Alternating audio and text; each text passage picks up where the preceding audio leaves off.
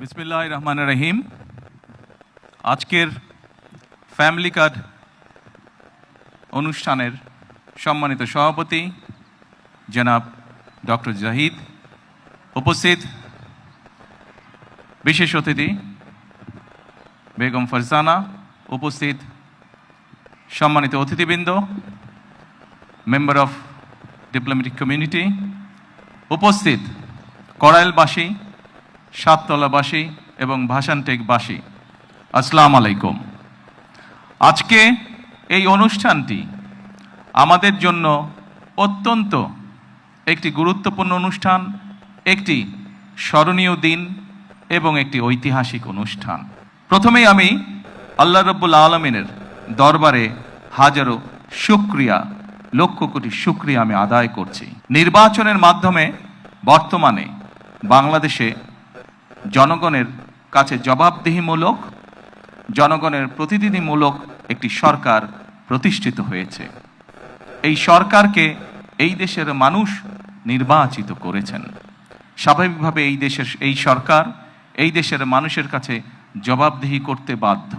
সম্মানিত উপস্থিতিবৃন্দ, আজকের এই অনুষ্ঠানটি বা এই অনুষ্ঠানকে কেন্দ্র করে যে কারণে আমরা এখানে আজকে উপস্থিত হয়েছি, এটি বহু বছর যাবৎ বাংলাদেশ জাতীয়তাবাদী দল পরিকল্পনা গ্রহণ করেছে।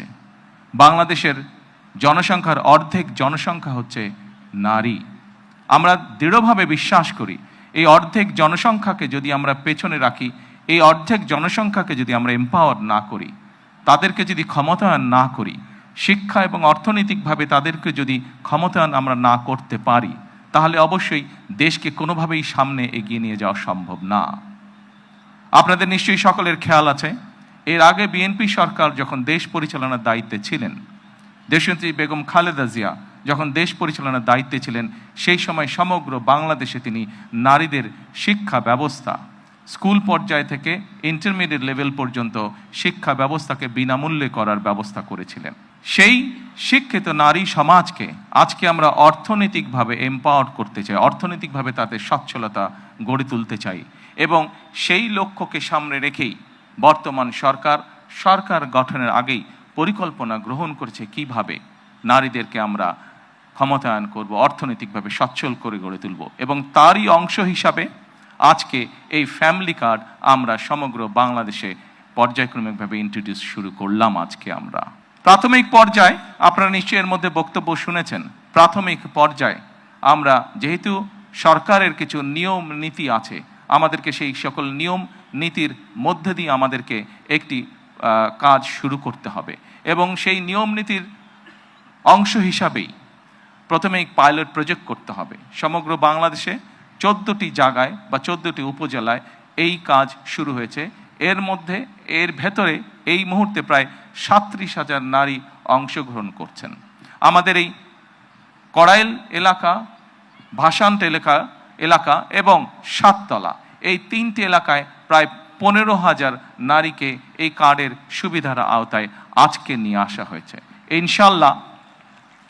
ইনশাল্লাহ আমি দৃঢ়ভাবে বিশ্বাস করি আমার সরকার পর্যায়ক্রমিকভাবে বাংলাদেশে যে 4 কোটি পরিবার রয়েছে, সেই 4 কোটি পরিবারের যারা নারী প্রধান, তাদের কাছে আগামী 5 বছরের মধ্যে ইনশাল্লাহ পর্যায়ক্রমিকভাবে সকলের কাছে আমরা এই ফ্যামিলি কার্ড নিয়ে যেতে সক্ষম হব ইনশাল্লাহ। সম্মানিত সকল উপস্থিতিবৃন্দ, আমি আমার বক্তব্যের প্রথমেই বলেছি যে আমরা একটি দায়িত্বশীল সরকারের ভূমিকা পালন করতে চাই, যেই সরকার জনগণের জন্য কাজ করবে, যেই সরকার কাজ করবে দেশের জন্য। আমরা জনগণের কাছে জবাবদিহি থাকতে চাই, এবং তারই একটি অংশ হিসাবে আমাদের দল, বাংলাদেশ জাতীয়তাবাদী দল, নির্বাচনের পূর্বে আমরা বাংলাদেশের মানুষের কাছে প্রতিশ্রুতি দিয়েছিলাম, বাংলাদেশের নারী সমাজের কাছে প্রতিশ্রুতি দিয়েছিলাম যে বিএনপি সরকার গঠন করতে সক্ষম হলে আমরা এই ফ্যামিলি কার্ডের কাজ শুরু করব। আপনারা নিশ্চয়ই খেয়াল করেছেন, আমরা আল্লাহর রহমতে বাংলাদেশের মানুষের সমর্থন নিয়ে বিগত নির্বাচনে সরকার গঠন করার 1 মাসেরও কম সময়ের মধ্যে আমরা আমাদের এই প্রতিশ্রুতি, জনগণের কাছে দেওয়া প্রতিশ্রুতির কাজ আমরা শুরু করেছি। এবং শুধু এই প্রতিশ্রুতি নয়, আমরা আরও কিছু প্রতিশ্রুতি করেছিলাম, তার মধ্যে যেগুলো আমাদের প্রায়োরিটি প্রয়োজন ছিল, তার মধ্যে আরেকটি আছে কৃষক কার্ড। সেই কৃষক কার্ডের কাজও আমরা শুরু করেছি ইনশাল্লাহ। ঠিক আজকের এই অনুষ্ঠানে আমরা যেভাবে 37,000 মানুষের কাছে, 37,000 নারীর কাছে আমরা ফ্যামিলি কার্ড তুলে দিতে সক্ষম হয়েছি, ঠিক একইভাবে আগামী মাসের মধ্যে আগামী মাসের ভেতরে আমরা কৃষক ভাইদের কাছেও, বহু কৃষক ভাইদের কাছে আমরা কৃষক কার্ড তুলে দিতে সক্ষম হব ইনশাল্লাহ। সম্মানিত উপস্থিতিবৃন্দ, আপনারা নিশ্চয়ই খেয়াল করেছেন, আমরা দেশের মানুষের কাছে আমরা প্রতিশ্রুতি দিয়েছিলাম, বিশেষ করে আমরা বাংলাদেশের কৃষক ভাইদের কাছে আমরা প্রতিশ্রুতি দিয়েছিলাম যে বিএনপি সরকার গঠন করতে সক্ষম হলে যাদের কৃষি ঋণ 10,000 টাকা পর্যন্ত আছে, কৃষি ঋণ সুদ সহ, সেই কৃষি ঋণ বিএনপি সরকার গঠনে সক্ষম হলে সেই কৃষি ঋণ আমরা মৌকুফ করব। আল্লাহর রহমতে আমরা গত সপ্তাহে সেই 10,000 টাকা পর্যন্ত কৃষি ঋণ মৌকুফ সরকারের পক্ষ থেকে করে দেওয়া হচ্ছে সুদ সহ। এইভাবে একে একে আমরা জনগণের কাছে দেওয়া প্রতিশ্রুতিগুলো, যেই প্রতিশ্রুতিগুলো পূরণের মাধ্যমে জনগণের ভাগ্যের পরিবর্তন হবে, যেই প্রতিশ্রুতিগুলি পূরণের মাধ্যমে, একটি সরকারের প্রতিশ্রুতি পূরণের মাধ্যমে দেশের ভাগ্যের পরিবর্তন হবে, জনগণের ভাগ্যের উন্নয়ন ঘটবে, সেই প্রতিশ্রুতিগুলো আমরা ধীরে ধীরে পর্যায়ক্রমিকভাবে যে কোনো মূল্যে পূরণের চেষ্টা করব।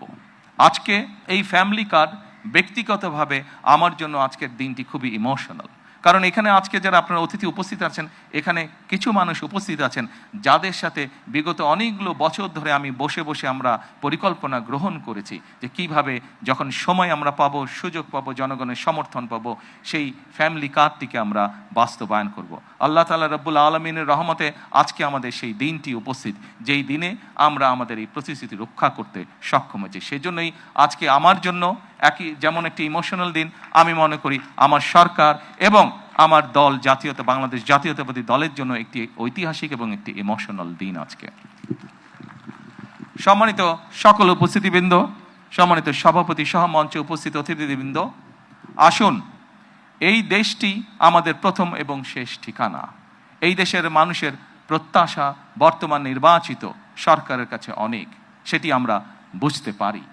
কিন্তু একই সাথে আমরা যদি বাস্তবতা বিবেচনা করি এবং সমসাময়িক ঘটনা, মধ্যপ্রাচ্যের যে পরিস্থিতি, সকল কিছু যদি বিবেচনা করি, তাহলে আমরা যে প্রতিশ্রুতিগুলি দিয়েছিলাম, আমরা অবশ্যই আমাদের প্রতিশ্রুতি থেকে বিন্দুমাত্র আমরা অবস্থান পরিবর্তন করব না। হয়তো সমসাময়িক বৈশ্বিক পরিস্থিতির কারণে ক্ষেত্র বিশেষে হয়তো আমাদের কিছু কিছু ক্ষেত্রে সময় বেশি লাগতে পারে প্রতিশ্রুতিগুলো বাস্তবায়নের জন্য। সেজন্যই আজকে আমি সকলকে অনুরোধ করব, এখানে যে সকল এলাকাবাসী উপস্থিত আছেন, আপনাদের মাধ্যমে সমগ্র দেশবাসী যে সকল উপস্থিত আছেন, আপনাদের মাধ্যমে সমগ্র দেশবাসীকে এবং মিডিয়ার মাধ্যমে সমগ্র দেশবাসীকে আমি অনুরোধ করব যে আসুন আমরা ধৈর্যের সাথে সমগ্র পরিস্থিতি মোকাবেলা করি, আমরা ধৈর্যের সাথে সুন্দরভাবে আমাদের এই দেশটিকে গড়ে তুলি। সম্মানিত সকল অতিথিবৃন্দ, আমি নির্বাচনের সময় একটি কথা প্রায় বলতাম, প্রত্যেকটি নির্বাচনী জনসভায় আমি একটি কথা আমার বক্তব্যের শেষে আমি তুলে ধরতাম। সেই কথাটি ছোট্ট একটি স্লোগানের মতন, আপনাদের সকলেরই কম বেশি জানা আছে, সমগ্র বাংলাদেশের মানুষের কাছে স্লোগানটি পৌঁছে গেছে। আজকে সেই স্লোগানটি দিয়ে আমি আমার বক্তব্য শেষ করতে চাই। সেই স্লোগানটি ছিল, করব কাজ, গর্ব দেশ, সবার আগে বাংলাদেশ। সকলকে আবারও আন্তরিকভাবে ধন্যবাদ জানিয়ে আজকে আমার বক্তব্য আমি শেষ করছি। আল্লাহ হাফেজ। বাংলাদেশ জিন্দাবাদ।